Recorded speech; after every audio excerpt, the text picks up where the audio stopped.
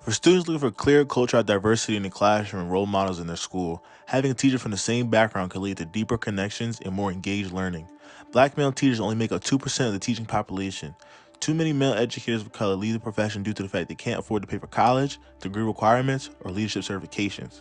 According to the NEA, of those who enter teaching education programs and earn degrees, only 23% of black males choose to teach. Teaching can be a top career option for all boys of color if they only see themselves in their educators. Representing diversity groups helps improve the school culture and student outcomes. Research has shown that when students see representation of themselves, it shapes how they imagine their place in the world now and in the future. In this video, I interviewed three individuals who are the definition of teachers and take pride in their craft. Curtis Valentine, founder of Real Men Teach Foundation, which highlights the lack of representation in classrooms. Darren Plummer, a high school vice principal, and Nick Solomon, a high school principal. Well, Real Men Teach was founded during COVID. It really came out of experience I had starting a male educator group within my school district when I became a school board member. Um, One of the things that you may not have mentioned in my resume is that I was a language arts teacher at Oxon Hill Middle School, 8th grade. And my experience was I was the only male educator on the floor which I was teaching. And so I've always carried that sort of sense of, um, isolation as an educator, and I empathize with other men who are teachers and being like the only, and all the stereotypes and all um, the situation that we're put in because we're men.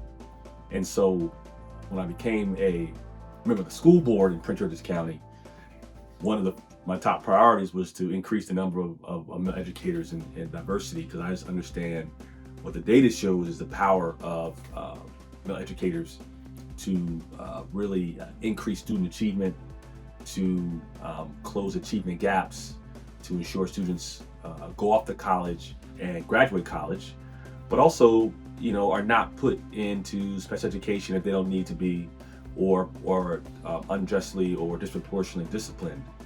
So Real Men Teach comes from about a 7-year run of a group called Male Educator Network of Prince George's County Public Schools, which is an association of men educators that I started along with actually two Morgan alums, Albert Lewis and Victorious Hall.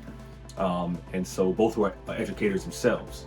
And so the three of us who were really interested in growing this started Real Men Teach, but before that started Male Educator Network. And Real Men Teach comes off of what we learned from there, which is again representation, but also community. And so what Real Men Teach is also, it's a community for particularly men of color in education who oftentimes again are unjustly stereotyped, but don't have a community to talk to when you need, when you're going through a bad day, or when you're trying to figure out, whether I'm being a good educator, whether I'm being a good husband and educator, whether I'm being a good father and educator, whether, I want to move up in my career and I don't have a mentor, or I don't have the training, or I want to interview for a job and I need someone to help me prepare for that interview. My favorite part of being a teacher is learning.